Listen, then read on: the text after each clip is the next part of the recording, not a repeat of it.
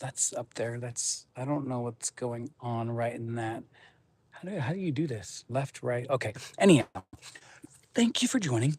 We are going to explore something that I think is quasi controversial, also very misunderstood in the world of manifestation and also in the world of Neville Goddard. And we're going to end with some tips and strategies for you. So, again, first things first, my name's Jordan. And I've been doing Neville Goddard coaching for like six and a half years, manifestation coach, but also I'm a trained behavioral scientist, trained social psychologist, getting training in neuroscience.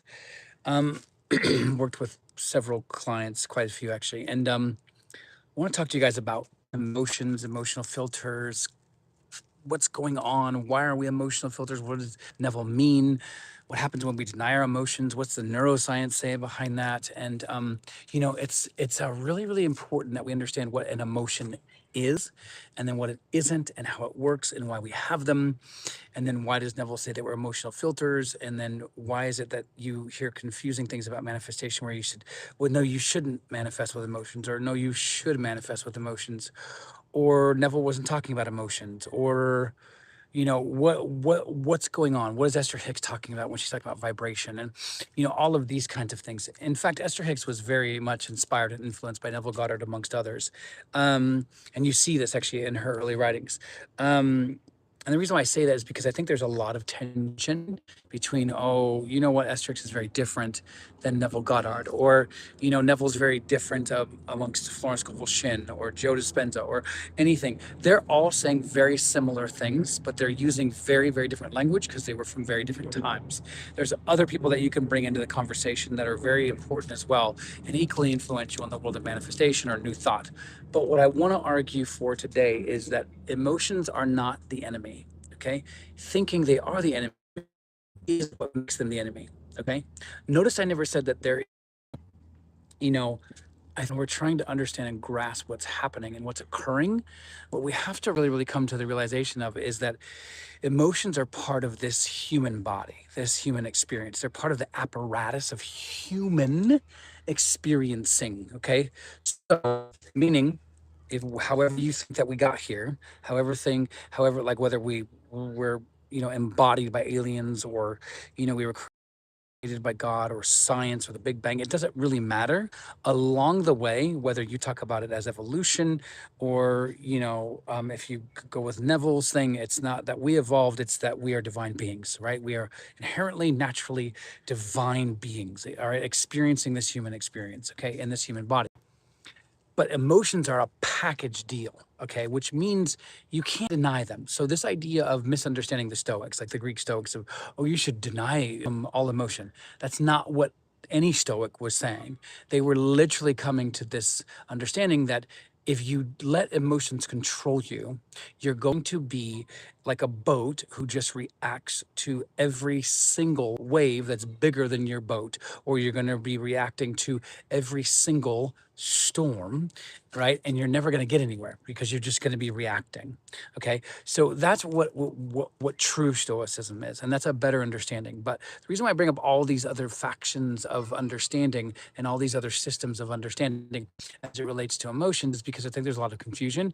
And as somebody who's worked in the mental health area and sector for a while, I see, especially even in the world of manifestation, people coming out with more anxiety, and this was part of my initial journey, because there's not really somebody there guiding you. There's not somebody really like saying, "Hey, this, emotions are fine, emotions are good, emotions aren't bad." Okay, yes, you know what? Can they be bad? As in, can they be unethical? Can they be violent? Can they lead to violent behaviors? They can lead to anywhere, but that doesn't make them inherently or naturally bad, right? The experience of an emotion is just an experience of an emotion. It's like looking at a cloud and saying, wow, that's a cloud, right? But once we start saying, oh my gosh, that cloud looks a little bit gray, and it could bring on a storm. And if we have a storm, then, what if we get flooded? And then what if we get flooded? And then, oh my gosh, what if the Red Cross has to be called and we have to be evacuated? And now we're living in a tent. And right. So do you see what happened? It was this object that had no story behind it. Okay. And this is very important. This is key one about understanding the nature of emotions, is that essentially the nature of an emotion is that it doesn't. This is very, very different to what you're going to hear, especially in mental health sectors, especially in manifestation circles, is that emotions come with stories. They do not. They are not natural, okay? Meaning it is not natural for an emotion to have a story.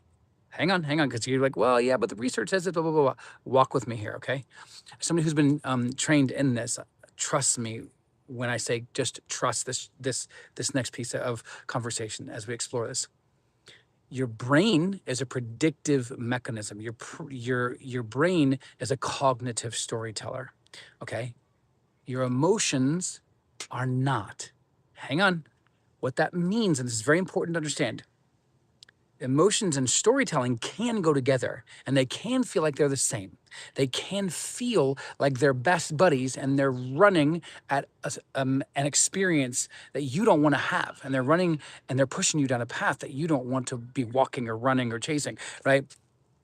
And pursuing. But they can, okay, hello, welcome. How are you doing? Tell me where you're from. My name is Jordan. I'm a manifestation slash psychology coach, and we're talking about emotions, right? And and right now I'm just talking about the place of emotions. And what do you think about all this? What is your experience, and your own journey about emotions? And so what I'm trying to get across is that emotions are never the enemy. Never once will an emotion be the enemy. A story that you fuel with emotion will determine whether you feel like what you're experiencing is the enemy or not. Do you hear the difference? This is so key, and I don't hear anybody talking about this, right? Because most people, especially in the manifestation world, are tying you up with an identity and a story and the emotion, and they're trying to get you all driven up and like, oh my gosh, I need to really gestate on the future version. Those are great. Future self, identity manifesting, state manifesting. If you're with Neville like I am, right? Whatever it is, it's still important. And this is why he says you are an emotional filter in one of his books. People don't like that phrase because they don't understand what he's saying. All he's saying is that there is a natural experience of being human in this body, in this biological system of processes that are going on all the time, even with or without you. Sorry, now I sound like a singer. But like basically is there's this natural thing that's happening. And so what he's saying is you can't get away from that. So stop denying your emotions, right? So, and we get taught to do that. Suppress the emotion because you know what? If you don't, you're going to manifest all of that negativity, right? And that's not true. Listen, I understand the first 2 years of manifestation, fearful. Like, I mean, it was just complete because I didn't understand my own power. I didn't understand my own sovereignty. One time, in a future conversation, we'll talk about that, okay? And feel free to hit follow. Yeah, welcome. A representation of how you feel, how your body reacts. And yeah, so very, very good. Yeah. So again, it's very, very interesting. So I'm gonna actually actually go a little bit different direction, but I love that you brought it up. So your emotions aren't your personality. Your emotions shape your personality. So a lot of research around that is we think we are what we feel. That's not true. That's very dangerous, by the way, because what that means is not only are you running the emotion, that is a story. So once you say, this is the way I feel and this is who I am, that's run by emotions. That's reinforced by emotions. Okay, that's like, I feel this way, so it must be true. So in the last 10, 20 years, we have this phrase popping up. Oh, I'm just, I'm sharing my truth. I'm feeling my truth. No, you're not. You're feeling a story that you feel is true. Now, I'm not saying that your experience is false. What I'm trying to say is we have to understand that emotions are standalone. Okay, they are part of an equation. They are not the equation. Okay, and this is a major issue within the world of Esther Hicks, general manifestation, and misunderstanding Neville's work. Right now, can you use emotions to manifest? So 100%. This is where the work of like the neuroscientist Joe Dispenza comes in. My work within psychology and behavioral science and neuroscience, right, is that you can use this. You can use emotions. But then the problem is that we live in a culture that makes it so freaking confusing. Like, right? So then you're like, okay, wait, I can't make a joke at a funeral because that's wrong. Therefore, I can't, which by the way, the joke is not the emotion. The joke is just a story. I can't do something. That's the story. Now, whether you get mad, happy, or excited, or you think that that's hilarious, then the emotion comes in, right? And feel free to share and follow and share more about who you are. And so what we have to see is that emotions are standalone and they can be triggers, but the trigger is the story. Then it's like emotions are the gasoline, but what's taking you down the path, whether you want to go on that path or not, is the story, is the identity. So let me pull back on that one. Okay, because what that means, and I'm going to give examples here so it makes more sense, but feel free to share more of your experience with this. And as we're building up, and please tap the screen and share this with people. And I do a private Discord that you can join. I do coaching. We have payment plans, all this kind of good stuff. And so when you have a goal, when you have a, like, hey, I want a house. Okay. Now what your brain does is, one, it automatically goes into, I'm going to protect you. So what you don't have is you don't have a house. You don't physically have walls with your own sink, with your own roommates, or with your own spouse, or with your own kids, or whatever it is. So your brain's protecting you. Okay. Its whole evolutionary job was designed to protect you from a threat. Okay. The unfamiliar is a threat. So the unfamiliar for you right now might be, I want to be with somebody. I want my ex back. I want income. I want whatever it is. Your brain says that feels unfamiliar to me, because what feels familiar to me is what I call home. Okay, is what I call the mental, well, Neville calls it the mental dwelling place, right? And so the mental dwelling place is where you dwell the most, which means you keep coming back to this, right? You keep coming back to this reactionary state of, I don't have, I don't have. So then what you're telling the universe is, I don't have, I don't have. So then the universe is like a mirror, and it amplifies everything to say, not only don't you don't have a house, you don't have income, you don't have a girlfriend, boyfriend, you don't have this. And so this is why changing the filter and changing the lens, and we're going to talk about this towards the end, right? How you can do that is changing the lens upon which you see the world is super key, is super handy, right? And super necessary if you want the life that you want. Okay. And so, but the thing is that every story has a trigger.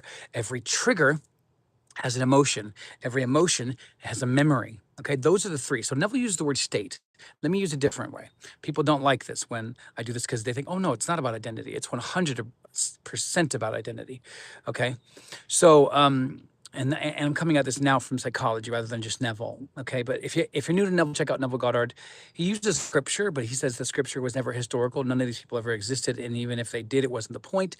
It was that these are psychological metaphors, right? That we are going through. These are states. Jesus is a state, right? King Josiah is a state. David is a state. All of these kinds of things. Okay, but what we're dealing with is this idea that we have misunderstood like emotions as part of something, and emotions are separate, again, like a cloud. But the problem is, now we have a culture, a subculture, as in a culture within the culture of manifestation, that even though they may not say it, they're really like, oh yeah, you should really push down the emotions. Okay, now because I'm trained in psychology, my Freudian mind, if you don't know who Freud is, Sigmund Freud, one of the fathers of psychology, said that if you repress something, if you keep pushing it down, it's going to find another way out. Okay. Sorry, my jazz hands. But like basically, and I do see your comment. And so what that means is, you don't deal with stuff, it's going to find another exit. And it might find it through pain in your body. It might find it through your words. It might find it through violence. It might find it through playing small. It will find a way to play itself out. So what Neville says it this way: a state, you will experience the fullness of any state, which means if you're rich, you're going to experience the fullness of being rich. Okay. But if you say you're poor, if you say you're hurt, you say you're injured, you say you're lost, then you're going to experience the fullness of that identity. Okay. Not in just one area of your life, but your life will be defined by it.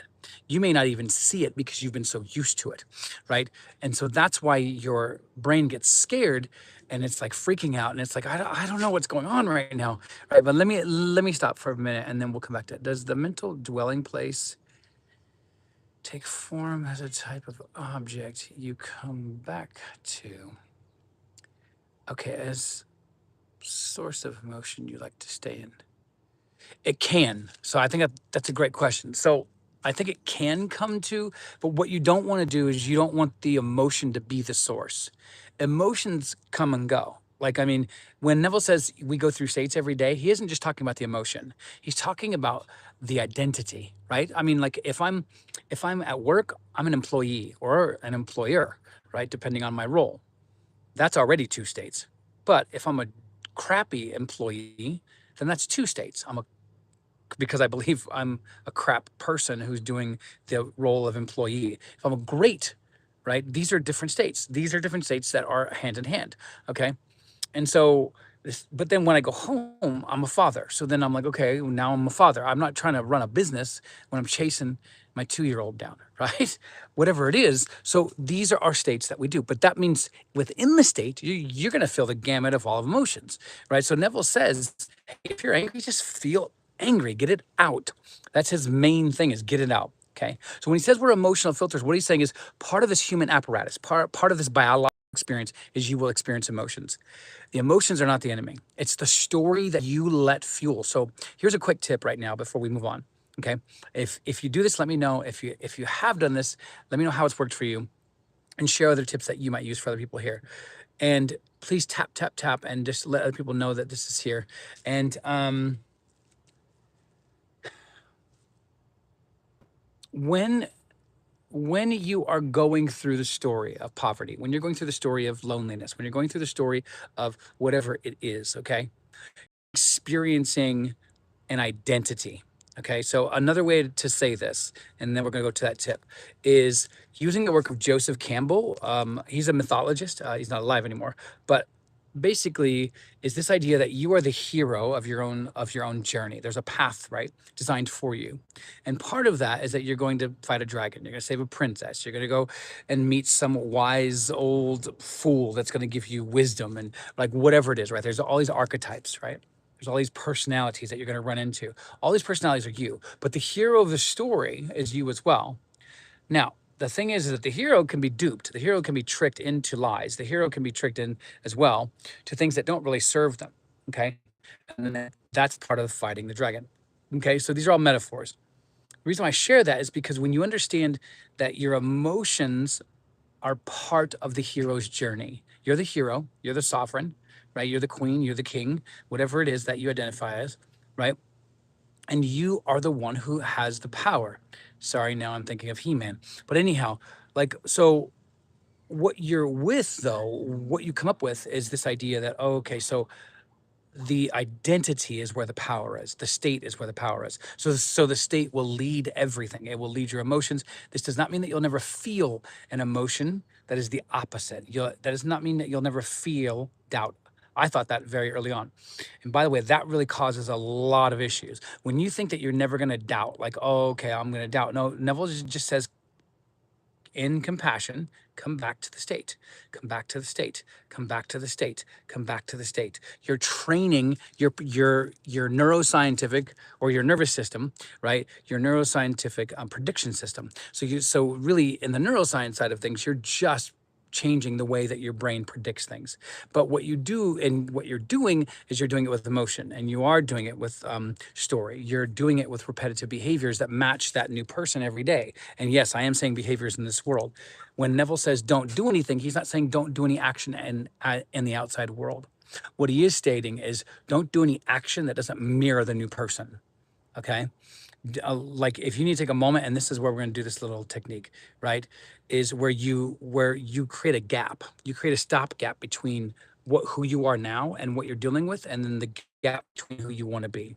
Okay. So when Neville says, let's go into the silence, people just read it as patient, or going in and becoming the I am without any conditions, which is great. And he did probably mean that as well. I take it as a third option, psychoanalysis, which is there's a gap between who I am now, like I'm poor, and then I'm rich. Go into that silence. There's a gap between those two. Be in that gap. Don't, meaning be going into the silence and saying, here's my story. Here's my trigger. This is where I'm at right now. This is where I want to be. There's that gap. Okay. Now I'm going to go into that gap because that's where I'm going to do the visualization. That's where I'm going to do the technique, and I'm going to live there until there is no gap. I'm going to become that person every single day. Okay. Now within the mind, within imagination, you're already that person. In this world, there's always this kind of density issue, which means, and this is a very beautiful way of thinking about it. When you are manifesting, don't think that you don't have it. Think that the 4D, the 5D, whatever you want to call it, right?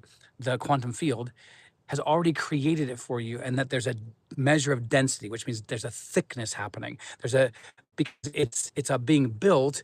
It's actually saying, okay, now it's entering this reality, and when it does, it takes on density. It takes on weight. It takes on um, it's kind of like when you are trying to reach through mirror or Alice is, right? And there's always that moment where she doesn't just walk through. It takes a moment for her to walk through because the density of who she is as a being going through one reality, and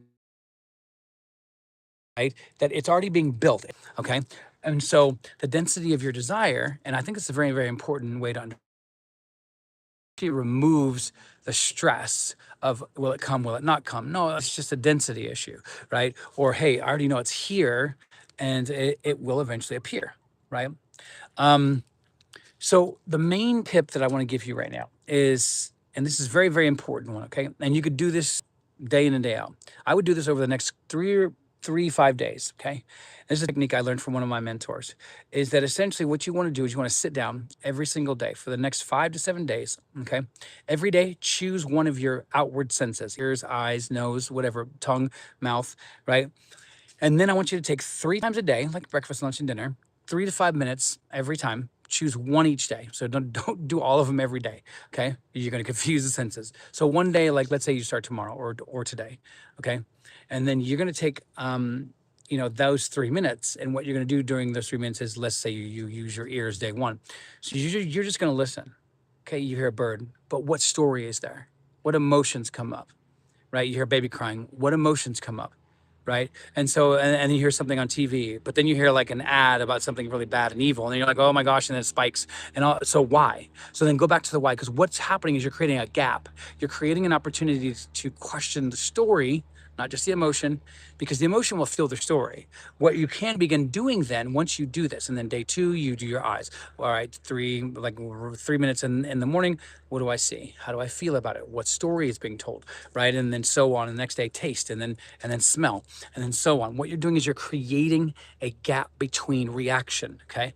And that's allowing you to get your power back and realize, oh, okay, so I need to stop that. Like, and here, so of course, meditation is 100% what you should be doing, breath work, whatever it is. And if those don't work, there's loads of other neuroscientific techniques, but you can go do workouts. You can do fascia reset, which is like jumping and all this kind of stuff to kind of like release the trauma in your body. But what I want to do is I also want to encourage you to go do that. But then also, when you have an emotion, sit with the emotion. So there's 2 things I want to give you. This is two other tips. Okay. So when you have an emotion, 2 ways to go about this. One is sit with it. Just don't, and the story is going to want to come, right? And if it does, just sit with it. Don't try to push it. Don't try to push it down. Don't be like, no, do not deny your emotions. Okay. Be like, oh, but what you want to start telling yourself is, oh, this is an emotion. That's it. Oh, this is an emotion. Don't worry about the story. That's when you can mentally or verbally say, oh, okay, you know what? I get that you want to be known. That's the way we used to think. We don't think like that anymore, right? And so it may take you a week. It may take you 2 weeks. It may take you 4 months. This is depending upon your time and your commitment and how much you want to commit to this, right? But it's a practice that you can give over yourself over to because you deserve it. And so what you want to do is you want to build out a practice that is a lifelong practice. This isn't minutes for the next 6 months or 10 years. It's just like for like Neville changed the hardwire of the mental framework for humans. And it takes a lot of work. And you might even go through boredom. You might even go through, I don't want to do this anymore. You might even go through mental strain. You might even go through, and I'm not encouraging those things. What I'm saying is, and I'm not saying don't take rests. What I'm trying to tell you is that if your brain was hardwired through evolution to protect itself, you've got to train it to be something else other than that. And that's where the time that it will take to do. This does not mean that you can't manifest a house tomorrow. This does not mean that you can't manifest a wife or a husband or a car. What this does mean is that since you're changing the hardware, you're changing the structure, you actually end up creating a long-term this is really cool, a long-term version of yourself that is so confident in your ability to manifest, right? And this is why people like Jim Carrey, who states in interviews, like, I believe I'm really good at manifesting. I believe I'm a master manifester. And whether you like him or not, or even J Lo, whether you like her or not, she talks about manifesting, right? And affirmations, Jennifer Aniston, all these people, because they've created the mental architecture, the mental framework, the mental maps available to them now that are like, I know I can create this and I know I can do this fast, right? Whereas you can go to another video that will say, okay, do this in 3 days. Now, most manifestations should take anywhere from 3 days to 2 weeks max. Okay. Now that's not a pressure thing, especially if you're new, right? But it can happen in a twinkling of an eye, like Neville says. So, you know, I just wanted to come on here and talk about that because I think there's not enough conversation around emotions and not denying those emotions.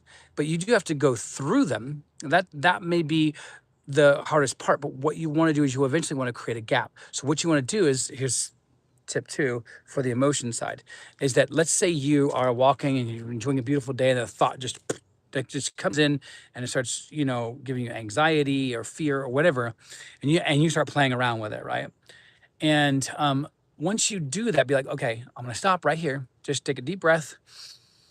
You can do a physiological sigh, which has been known to down in the moment, which is like a two kind of very quick breaths. And you have to do the hum afterwards. You have to do the visible, drop your shoulders, look around, because what happens is you're gonna get tunnel vision. So you're telling your body, your nervous system, we're safe, we're good, right? And then in that second, you're gonna be like, okay, emotion, I know you're there. That story that you're telling me is not true. Sit in the silence of that being true. Meaning you sit there for 30 seconds, and this may take some time, right? Day one, day two, day three, you'll be like, why isn't it working?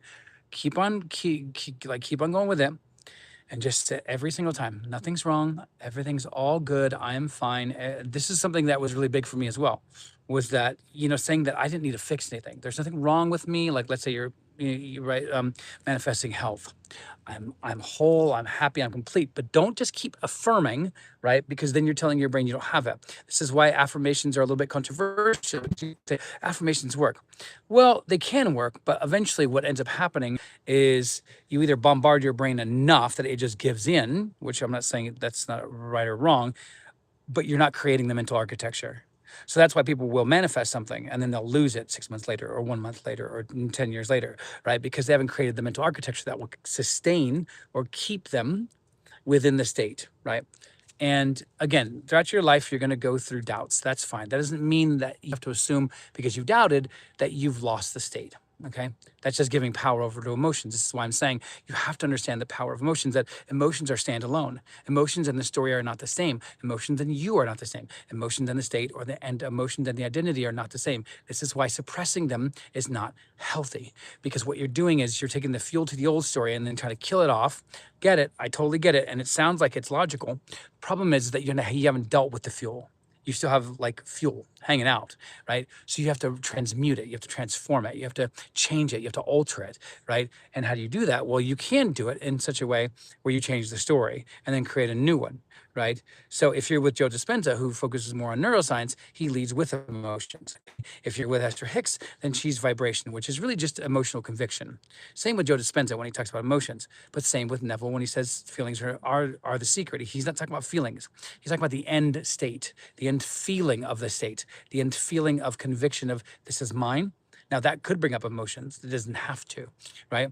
And so these are very, very key things. But like the psychology side of me is like, please stop denying your emotions, because you're still going to end up, even if you tell a new story and you don't alter the memory or the pattern of emotion that got you there, what's going to end up happening is you're going to end up having a mismatch, right? And that's why like you can end up losing whatever you want over a week or 6 years or 23 years or 5 years or 1 month. It doesn't matter. It's because you need to actually deal with that emotion and say, okay, the emotion is not the enemy. The emotion is trying to protect me, right? The story was also built on old code. So I need to actually now build new code. So that is where you can, I didn't say nude code, but I mean, but that is where you start building. And that's where affirmations can be helpful, right? And I'm not against affirmations, by the way. So hopefully this was helpful. There's so much more here that we could kind of deconstruct and, deal with together. But I just wanted to come on here and be like, okay, listen, be more reflective about it. Take that tip that I gave you about going over the next few days, use all your different senses and go through them and begin deconstructing, asking why. Why do I have that story? Become curious, not afraid. That's very, very, very, very, very important. Kind of like Ted, right? He said, quoting Walt Whitman, the actual Apple TV series, and he was saying, you know, be curious, not judgmental. And if you're constantly judging, even Neville says, don't judge lest you be judged. What that means is that if you're judging an emotion and you're saying it's negative, you're telling the universe, give me more of that emotion, right? If you start saying, okay, I feel something right now and I feel that emotion, but that emotion isn't who I am. And then take another deep breath. Okay, that emotion is trying to tell me a story and feel a story that I don't want anymore. Okay, everything's fine, I'm good, right? And go do something. Go do something from the future self then. Okay, what would your future self didn't feel this anymore? Be and go and do one action. Why? Because then you create coherence. You create what's called mental congruence. You create an experience in your body that says, oh, so this is who they are now. So then after time, dopamine builds up, serotonin, oxytocin, norepinephrine, all these neurochemicals build up to create a new person with a new personality, or a new personal reality, as Joe Dispenza calls it. So hopefully this was helpful. If you're looking for any coaching, get in touch, DM me, leave a message somewhere. There's an email there. Join the Discord. There's a link there. If there isn't, leave a comment on one of my videos and I'll get back to you soon. But thank you all for being here today. Thank you for listening. And hopefully you guys are all manifesting beautiful things in your life. That's what I want for you. All right, talk to you soon.